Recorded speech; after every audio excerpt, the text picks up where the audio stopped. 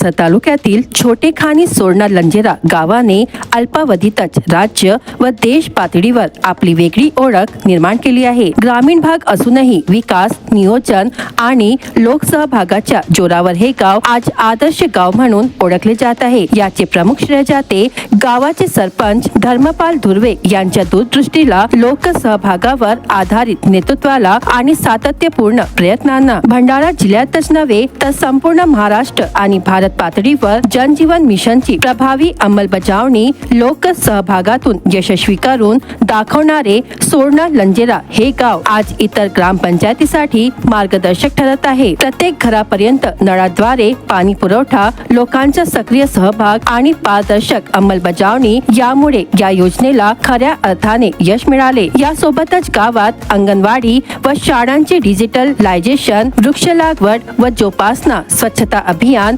वाचनालय उभारणी तसेच शासनाच्या विविध योजनांची प्रभावी अंमलबजावणी करण्यात आली। या उल्लेखनीय कामगिरीची दखल घेत शासनाकडून गावाला पारितोषिकही प्राप्त झाले आहे। याच यशस्वी कार्याची पावती म्हणून 26 जानेवारी 2026 रोजी दिल्ली येथे होणाऱ्या प्रजासत्ताक दिनाच्या ध्वजारोहण कार्यक्रमासाठी सरपंच धर्मपाल धुर्वे यांना महाराष्ट्रातून विशेष अतिथी म्हणून आमंत्रित करण्यात आले। हा सन्मान केवळ एक व्यक्तीचा नसून संपूर्ण सोरणा लंजेरा गावाच्या लोकसहभागी विकासाचा गौरव आहे। नमस्कार, मी नरेंद्र केडार। आज आपल्या सोबत आहेत सोरणा गावचे सरपंच धर्मपाल धुर्वे यांची दिल्ली येथील ध्वजारोहण कार्यक्रमासाठी अतिथी म्हणून निवड झालेली आहे। तर आज आपण त्यांच्याशी त्या विषयावर मुलाखत करण्यासाठी आलेलो आहोत। नमस्कार। नमस्कार। नमस्कार, आपला परिचय साहेब? माझं नाव धर्मपाल देवदास धुर्वे, सरपंच ग्रामपंचायत सोरणा लंजेरा, मी इथला सरपंच आहे आणि माझी महाराष्ट्राच्या एक विशेष अतिथी म्हणून दिल्लीच्या 26 जानेवारी करता पर्यटनाच्या कार्यक्रमाकरिता माझी निवड झालेली आहे। दिल्ली येथे ध्वजारोहणासाठी अतिथी म्हणून निवड झाल्याची माहिती ज्या दिवशी आपल्याला भेटली त्यावेळेस आपल्याला काय वाटलं नेमके? त्यावेळेस प्रतिक्रिया काय होती आपली? त्यावेळेस खरंच सर एकदम मन भरून आलं की ज्याप्रमाणे आपण प्रामाणिकपणे काम करतो तर त्या ठिकाणी कुठेतरी शासन असो किंवा कोणत्याही चांगल्या कामाची खरंच कुठेतरी नोंद होते आणि त्याचा एक मनाला एवढा आनंद होता की मी आता या आपल्या भावना व्यक्त करू नाही शकत, एवढं आनंद होता। अख्ख्या जिल्ह्यामधून माझी एक कामाची नोंद घेऊन निवड होणे ही माझ्यासाठी आणि माझ्या सर्व गावकऱ्यांसाठी खूप गर्वाची बाब आहे। ही निवड आपण वैयक्तिक मानता की आपलं सोरणा गाव आणि लंजेरा गाव आपली गट ग्रामपंचायत आहे ना, ह्या गावाचे यश मानता? यामध्ये वैयक्तिक श्रेय देणे ते माझ्या तरी मते बरोबर नाही। शेवटी जनतेने, दोन्ही गावाच्या लोकांनी मला थेट जनतेतून निवडून दिला, परंतु गावात काम करत असताना लोकांच्या सहकार्याशिवाय कोणतेही काम साध्य होत नाही। त्यामुळे लोकांनी जो मला सहकार्य दिला, माझी ग्रामपंचायत बॉडी असो, आमचे उपसरपंच अरविंद भाऊ राठोड असो किंवा माझी गावातले सर्व पदाधिकारी, प्रत्येक शाळा व्यवस्थापन समितीपासून पोलीस पाटीलपासून माझ्या ग्रामपंचायत सदस्यापासून गावातले माजी सरपंच, उपसरपंच, माजी पोलीस पाटील, महिला बचत गट, शेतकरी वर्ग, इथला युवा वर्ग, प्रत्येक वर्गाने आम्हाला सहकार्य दिलेलं आहे। आमच्या काही गावात आता छोटं गाव असल्या कारणाने सगळ्यांना माहिती आहे की गावाला जास्त शासनाचा निधी नाही मिळत किंवा गावात कोणताही बाहेरचा मोठा उद्योग नाहीये, रोजगार नाही। त्या कारणाने गावात छोट्या छोट्या कामं किंवा गावातली अडचणी दूर कसा करावं याकरिता ते आमच्या सगळ्या मुद्दे ते लक्षात सुद्धा आणून देतात आणि त्या कामाला योग्य पद्धतीने कसं करता येईल त्याकरिता ते सहकार्य सुद्धा करतात। म्हणून हा श्रेय पूर्ण दोन्ही गावच्या जनतेला जातो। दिल्लीतील राजकीय कार्यक्रमासाठी आपली निवड झाली, त्याकरिता आपण जायचं ठरवले हो, त्याकरिता आपण कोणत्या प्रकारची तयारी केलेली आहे? शासनाच्या निर्देशानुसार आम्हाला पत्र, माहिती वगैरे आणि ऑनलाईन मीटिंग वगैरे त्या माध्यमातून सर्व माहिती देण्यात आली आणि त्यामध्ये सूचित करण्यात आलं की आपल्याला जाण्यापासून सगळं हा पहिले स्वखर्चाने करायचं आहे। अगोदर आपल्याला एरोप्लेन जायचं असेल तर तुम्हाला तेवढं बजेट भेटणार नाही शासनाकडनं, तुम्हाला स्वतःचे पैसे खर्च करावे लागतील आणि जे शासनाचं ठरवल्याप्रमाणे जो आहे आपण रेल्वेच्या रिझर्वेशन करून जाऊ, तर त्यांनी आम्हाला तसं प्रकारचे गायडन्स केले की तुम्ही रिझर्वेशन करून जा आणि सोबत तुमची पत्नी असेल तर पत्नीला घेऊन जा. पण माझं अजून लग्न झालेलं नाहीये, तर माझं एक सौभाग्य म्हणावं लागेल की माझी आई आहे आणि एक म्हणावं लागेल की ती माझ्यासाठी एक सौभाग्याची गोष्ट आहे की माझ्या आईसह मी दिल्लीच्या या कार्यक्रमासाठी जात आहे. तर आपली शिक्षण किती झालेलं आहे? माझं शिक्षण सर 10वी इथून गावून लोहाऱ्याला झाली. 4थी पर्यंत मी माझ्या गावच्या शाळेत तिथे जिल्हा परिषद शाळेत लागू केलं. त्याच्यानंतर 10वी पर्यंत लोहारा शाळेत, 12वी 11वी 12वी इथून सर्व देखील आहे हॉस्टेलला राहून. त्याच्यानंतर मी पॉलिटेक्निक केलं, गव्हर्नमेंट पॉलिटेक्निक साकोलीला.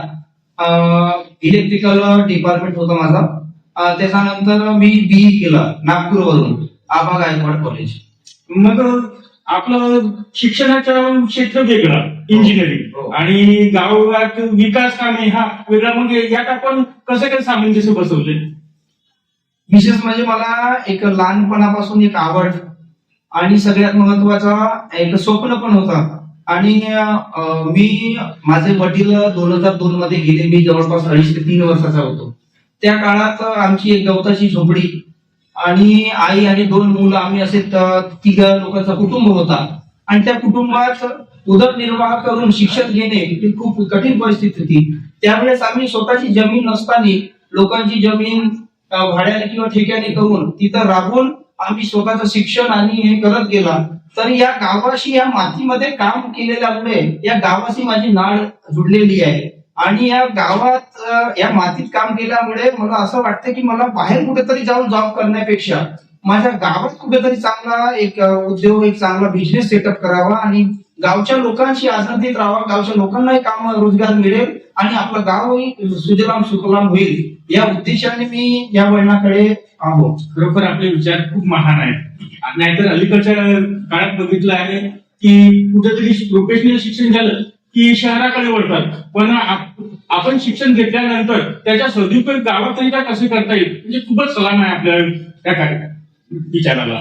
कसं आहे सर, आपण एवढं आपल्या देशाचं एवढी मोठी हिस्ट्री आहे, एवढे मोठे थोर पुरुष निघून गेले, एवढे संत झाले आणि त्या संतांची वाणीच आहे, इथं तिथं कशाला फिरतो, तुझं गावाचं नाही का तीर्थ. मग शहरामध्ये प्रदूषण त्या स्थितीमध्ये जाऊन काय अर्थ होणार? आपलं गाव सुजलाम सुफलाम करा ना. आपण जेवढा आनंद गावामध्ये राहायला मिळतो, जेवढं चांगलं संस्कार, चांगलं वातावरण, चांगलं शुद्ध ऑक्सिजन, शुद्ध पाणी ज्याप्रमाणे गावामध्ये मिळतो ते शहरात शक्य नाही. बरोबर. या गावातून विरोधक नावच काढावं लागते, कारण की विरोधक नाही, आम्हाला मार्गदर्शन करणारे, इथल्या गावातला प्रश्न आमच्यापर्यंत पोहोचवून देणारे ते मार्गदर्शक म्हणू आम्ही त्यांना. आम्ही विरोधक म्हणणार नाही, कारण की ते प्रश्न नाही काढतील तर आमच्या चुका आम्हाला कसं लक्षात येतील. तर असं लोकांना सर्वांना एकत्रित सांगड घालून आम्ही गावाचा एक ढाचा तयार केला सर, आणि त्याच्या माध्यमातून लोक सहभाग आम्हाला इतकं मिळतो. गावाची स्वच्छता असो, कचरा जमा करण्याचा असो, लोकवर्गणीचा असो, आज या शाळा जेवढी आपण बघत आहात, प्रत्येक वस्तू ही लोकवर्गणीतून झाली आहे सर. शासनाच्या निधीवर अवलंबून न राहता लोकांच्या माध्यमातून आपल्याला कसं येईल. तर आज लोकांच्या माध्यमातून शाळा बनली, तर ते काम दिसलं, आमची शाळेची गुणवत्ता दिसली, शासनाने दखल घेतली. शाळेला 2 वर्षापासून बक्षीस देऊन राहिला. आता बक्षीसच्या माध्यमातून ज्या गोष्टी नव्हत्या त्याही आम्ही पूर्ण फुलफिल केला. म्हणजे आणि आमचं आता पूर्ण स्वप्न आहे, मुलांना नवीन नवीन टेक्नॉलॉजी शिकता आले पाहिजे, विज्ञानामध्ये वेगवेगळे प्रयोग करता आले पाहिजे. याकरिता मोठी प्रयोगशाळा उघडणे, कम्प्युटर लॅब मोठी भव्य दिव्य अशी बनवणे आणि त्या माध्यमातून मुलांना योग्य तो वेगवेगळ्या शिक्षण देणे. युवक, महिला आणि खरं तर आपला गाव शेतकरी बहुल आहे. हो. तर युवक, महिला आणि शेतकऱ्यांसाठी आपण कोणत्या प्रकारची योजना राबवल्या? माझं गाव सर छोटा गाव आहे, हो, पण इथे रोजगाराची कमी नाही म्हणता येईल सर. 12ही महिने ही बागायती शेती आम्ही बघितलं येतं.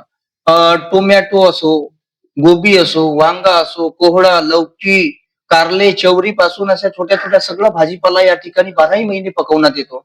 त्याच्यानंतर भात शेती सुद्धा होते. हो. तर इथला एकही लेबर आम्हाला एकही दिवस असं खाली नाही राहत. परंतु जेव्हा गावाची गोष्ट येते तर सर्व महिला आणि पुरुष आपलं वेळात वेळ काढून या गावाच्या चांगल्या कामाकरिता श्रमदान करतात आणि आर्थिक मदत सुद्धा करतात. अरे वा. आर्थिक मदत सुद्धा करतात. आणि विषय म्हणजे आता इथे एवढं बागायती शेती आहे. हो. तर याच्यामध्ये दिवसेंदिवस आपण रासायनिक खताचा वापर जास्त वाढल्यामुळे इथलं शेती काय काय मालांना आता रोग खूप वाढत चालले, माल पकणं कमी होत राहिला. हो हो. तर तो टिकून राहावा त्यासाठी Global आपण- warming. हा तर आम्ही सेंद्रिय शेती कसं शेतकरी घेईल आणि त्याच्यातून सेंद्रिय शेतीतून कसं उत्पन्न मिळेल, मग त्याला मार्केटिंग भाव कसं जास्त मिळेल, या गोष्टी समजावून सांगण्याकरिता आम्ही वारंवार इथं कार्यक्रम घेतो. कृषी विभागाला बोलवतो, त्यांना इथं कार्यक्रम घेऊन त्यांना समजावून सांगतो आणि हळूहळू आमची सेंद्रिय शेतीकडे वाटचाल सुरू आहे सर. महिला बचत गटची सुद्धा आम्ही इथे मदत घेतो. खूप छान. या सन्मानानंतर गावातील आपली पुढील विकास दृष्टी काय ठरणार आहे? विकास दृष्टीमध्ये आता प्रत्येक गावाला सुशिक्षित माणसाची निवड करणे हे खूप आवश्यक आहे. हो. दिवसेंदिवस खूप समस्या वाढत चालल्या. तुमच्या आरोग्यापासून, शिक्षणापासून, पाण्यापासून हो हो. सगळ्या गोष्टीची समस्या वाढत चालली आणि भविष्याचा विचार करून गावाला चांगला उद्योग, चांगला रोजगार, चांगलं पाणी, चांगली हवा, शुद्ध हवा आणि गाव सुजलाम, स्वच्छ आणि सुंदर बनवण्याकरिता सुशिक्षित माणसाची गरज आहे. आपल्या गावामध्ये बघा, प्रत्येक गावाला एक चांगलं आरोग्य केंद्राची गरज आहे. हो. चांगल्या शाळेची गरज आहे, चांगल्या अंगणवाडी केंद्राची गरज आहे, त्याबरोबर सक्षम महिलांची गरज आहे. तर भविष्यात या आमच्या गावाला क्रीडा संकुलन असो, मोठी लायब्ररी असो, विज्ञान लॅब असो, त्याच्यानंतर मुलांना चांगलं मोठं ग्राउंड असो, बरोबर. त्यांना वेगवेगळ्या स्पोर्टमध्ये सहभाग घेऊन नॅशनल लेवल पर्यंत, इंटरनॅशनल लेवल पर्यंत कसं नेता येईल, त्याकरिता आमचा प्रयत्न राहील. शेतकऱ्यांमध्ये इथलं सेंद्रिय शेतीमध्ये माल पकवून विदेशात एक्सपोर्ट कसा करता येईल, हा सुद्धा आमचा एक भाग राहील. इथं कोल्ड स्टोरेज कसं होईल, शेतकऱ्यांना जो शेतीचा माल असतो तो ठेवण्यासाठी व्यवस्था कशी होईल, मोठी बाजारपेठ कशी व्यवस्था तयार होईल, ह्या सगळ्या गोष्टीवर आमचा दृष्टिकोन आहे. आणि सगळ्यात महत्वाचा, जो शासनाचा निधी येतो आणि शासन आम्हाला देईल तेव्हा आमच्या गावाचा विकास होईल, हा विचार आम्हाला काढायचा आहे. आणि स्वतः गावाच्या स्वउत्पन्न, लोकसहभाग म्हणजे कसं सर, आपण लोकांकडून कुठपर्यंत मागणी करणार आहोत, बरोबर. कुठपर्यंत करणार आहोत. लोक एक वर्ष देतील, दुसऱ्या हो, हो. वर्षी देतील. ते कॅपेबल झाल्या पाहिजेत. कॅपेबल स्वतः म्हणजे ग्रामपंचायत ही स्वतः स्वबळावर गावाला पालणारी ग्रामपंचायत बनली पाहिजे. त्याच्यावर आमचं सगळ्यात महत्वाचं भर राहील. म्हणजे ग्रामपंचायतचं स्वतःचं उत्पन्न कशाने वाढते, तर आमची आता मागे नागपूरला सुद्धा ट्रेनिंग झाली आणि माझे सुद्धा स्वतःच्या कल्पना आहेत. जसं कंपोस्ट खत आहे, हो. गांडूळ खत आहे, सेंद्रिय शेतीचं आम्ही आताच उदाहरण दिलं. हो. त्याला कंपोस्ट खताने आपला गांडूळ खताची गरज आहे. तर गावामध्ये खूप प्रमाणात तणस निघतो, केर कचरा हो, निघतो, हो. याच्यापासून आपण तो गांडूळ खत तयार करून त्याला विकून ग्रामपंचायतला उत्पन्न तयार होईल. हो. त्याच्यानंतर गावात दुकाने सारखी चाळं बनवणे, त्यांना भाड्याने देणे, प्लास्टिक केर लोकांकडून जे कबाडीवाले येतात, हम्म. गावातला केर कचरा प्लास्टिक ते घेतात, ती ग्रामपंचायत खरेदी करेल बरोबर. आणि ग्रामपंचायत त्याच्यावर प्रयोग करून तो लोकांच्या वापरात आणील किंवा जे प्लास्टिक संकलन बनले आहेत हो. केंद्र, त्यांना तो विकेत बरोबर. देईल. तर अशा विविध आहेत कल्पना आमच्याकडे. राज्य शासन आणि केंद्र शासनाच्या, आता तुम्ही दिल्लीला चाललेच, हो. भविष्यात राज्य शासन आणि केंद्र शासनाच्या कोणत्या योजना आपण आतापर्यंत उरलेल्या आहेत, जे आपण आपल्या गावी राबवू इच्छित आहात? प्रभावीपणे तर आम्ही जलजीवन मिशन ही राबवलेलीच आहे. बरोबर. त्याच्यानंतर केंद्र शासनाच्या प्रत्येक बाल संरक्षण सारख्या असो, महिलांसाठी असो आणि शेतकऱ्यांसाठी विविध, आता आमचं गाव नानाजी देशमुख कृषी संजीवनी टप्पा 2 मध्ये सुद्धा आहे. तर त्यामध्ये शासनाच्या खूप योजना आहेत. हो हो. स्वतःचा एक चांगला उद्योग आपल्याला सुरुवात करता येईल अशा प्रकारच्या वेगवेगळ्या योजना आहेत. तर त्या आम्ही काय करतो सर, दिवसा आमचे शेतकरी आणि पूर्ण पालक वर्ग कामात असतो, हो. तर आम्ही सायंकाळी सभा लावतो. सायंकाळी सभा लावून त्यांना आम्ही त्या प्रत्येक योजनांची माहिती देतो. स्वतः एक एक गोष्ट सगळ्यांना समजावून सांगतो की दादा रे, आपल्याकडे अशा अशा योजना आल्यात आणि आपल्याला असं काम करायचे आहे. इव्हन आम्ही ग्रामसभा सर, ग्रामसभा पारदर्शकतेप्रमाणे घेतो, पारदर्शकता ठेवतो खूप छान, खूप ग्रामसभेमध्ये. छान. आणि मी सुशिक्षित असल्या कारणाने ग्रामपंचायतचा सगळा एकूण एक आर्थिक व्यवहार मला माहिती असतो. बरोबर. त्यामुळे ग्रामसभेमध्ये गावात दोन्ही गावात झालेले कोणतेही काम असो, मी एक्झॅक्ट आकड्यासहित हा काम आलेला होता. सपोज ही नाली मंजूर झाली होती, याच्या एवढ्या लाख रुपयाचा एस्टिमेट होता आणि एवढ्या लाख रुपयाचा काम झाला आणि अशा प्रमाणे काम झाला, हा रस्ता झाला, ही योजना आली, अशा पद्धतीने प्रत्येक पैशासहित सगळ्या गोष्टी मी ग्रामसभेत लोकांना पारदर्शकतेप्रमाणे पूर्ण सांगतो. आणि त्याच्यात काही आमच्या चुका झाल्या तर गावकरी डायरेक्ट आम्हाला ग्रामसभे म्हणतो आणि त्याच्यामध्ये आम्ही आमच्या चुका ही माफी मागून जाहीरपणे माफी मागतो आम्ही लोकांना आणि त्यांच्याच कडून ते समजून घेतो की आपण याच्यात आमच्या चुका काय झाल्या, आता पुढच्या येणाऱ्या कामात आमच्या त्या चुका होणार नाही आणि जास्तीत जास्त चांगलं काम कसं होईल याच्याकरिता आमचा पूर्ण प्रयत्न आहे. खूप छान, खूप छान. येत्या तरुण पिढीला आणि आपण तर सरपंच आहात हो. आणि सरपंचांना, कारण की एक शिक्षित सरपंचच आणि आपण गौरवान्वित होणारच आहात, तर त्यांना काय संदेश देऊ इच्छिता? संदेश म्हणजे आता मी मगाशी हो. सांगितल्याप्रमाणे नाही, सरपंचांना म्हटलं. अच्छा. तुम्ही हा. युवा पिढीचं सांगितलं, अच्छा. सरपंचांना. सरपंच म्हटल्यामध्ये गावाची ही खूप मोठी जबाबदारी आहे. हो. आणि ही जबाबदारी ही आपण लोकांकडून जेव्हा आपण इलेक्शन मध्ये उभा राहतो, लोकांच्या खूप काही अपेक्षा असतात. पण ती जबाबदारी जेव्हा आपण सांभाळत असतो तर ती खूप मोठी कसरत आहे हो. सर. आणि ती काटकसर करून एखादं चांगलं काम हळूहळू प्रगतीच्या याच्यात नेण्याकरिता सगळ्यात महत्वाचं आहे सरपंचांनी आपला जो इगो आहे, आपला जो एक काय म्हणाल त्याला एक म्हणता येईल स्वतःचा स्वभाव, अभिमान नाही म्हणता येईल, अभिमान स्वतःच्या मध्ये जो अभिमान असतो त्याला डावळावं लागतं सर. स्वतःचा मान सन्मान याला मातीत मिसळावा लागतो. मी सर्वांचं स्वतः आम्ही काय करतो सर, जसा एखादा कार्यक्रम घेतला, कार्यक्रमामध्ये एखादी आपण अरेंजमेंट करतो तर आपण काय पाहतो सगळ्यात पहिले की माझी खुर्ची कुठे आहे, मला कुठं मान भेटून राहिला, सगळं तो विचारच सोडावा. तो विचार सोडावा. आपला विरोधक कुठे आहे, त्याला कसं मान भेटेल आणि त्याच्या काय समस्या किंवा त्याच्या तो आपल्याविषयी काय भावना ठेवतो, ही सगळ्यात मोठं महत्वाचं आहे. तर आपल्या गावात काय चर्चा होतात किंवा आपल्या विरोधात कोण बोलतो त्याला प्रतिउत्तर न देता त्या समस्या आपण जाणून घेऊन त्याच्यावर तोडगा काढून त्याच्यावर मार्ग कसा काढता येईल किंवा ती समस्या कशी दूर होईल, म्हणजे आपण त्याला तोंडाने प्रतिउत्तर देण्यापेक्षा आपण आपल्या कामातून त्याचं उत्तर दिलं तर खरंच गावातला विरोध हा शून्य होतो. आज माझ्या गावातून मी विरोधक शब्दच काढून टाकलाय सर, विरोधक शब्द काढून टाकलाय, कारण की आम्ही त्यांना मार्गदर्शक मानतो. आमच्या चुका लक्षात आणून देणारे आमचे मार्गदर्शक, आम्ही हा शब्द त्यांना संबोधलेला आहे. इथला विरोधक शब्द आम्ही काढून टाकलाय. तर माझ्या इथल्या सर्व सरपंचांना एकच विनंती राहील की कोणताही सरपंचाचे विचार हे चुकीचे नसतात सर. त्याला गावाचं चांगलं होईल ह्याच विचाराने तो येतो, पण गावात काही एक मानसिकता असते दुसरी की त्याला चांगल्या कामामध्ये सुद्धा अडचणी निर्माण होतात. तर माझा एक संदेश राहील गावकऱ्यांनाही की जेव्हा एखादा सरपंच चांगलं काम होऊन राहिलं त्याला नक्की सहकार्य करा आणि जिथे चुकून राहिला तिथं नक्की आवाज उचलून त्याच्यापर्यंत ती माहिती पोहोचवा, तो काम लगेच सुधारून घ्या. नाहीच ऐकला तर मग आपल्याला तर माहितच आहे, विरोधकांना माहितच असते की कंप्लेंट कुठं करायची, त्यांना दरवाजे सांगावं नाही लागत. व्हिडिओ पासून तर शिओ पासून सगळ्या गोष्टी त्यांना माहिती राहतात, कुठं कंप्लेंट करायची असते काय असते. पण सगळ्यात महत्वाचं असते जास्त कंप्लेंट करणं किंवा गाजावाजा करण्यापेक्षा मग गावाचा विकास खुंटतो, गावाचा विकास थांबतो. तर चांगल्या कामाला सहकार्य करा आणि चुकीच्या कामाला नक्की विरोध करा आणि त्यांच्या त्या चुकीच्या कामाला लक्षात आणून द्या. बरोबर.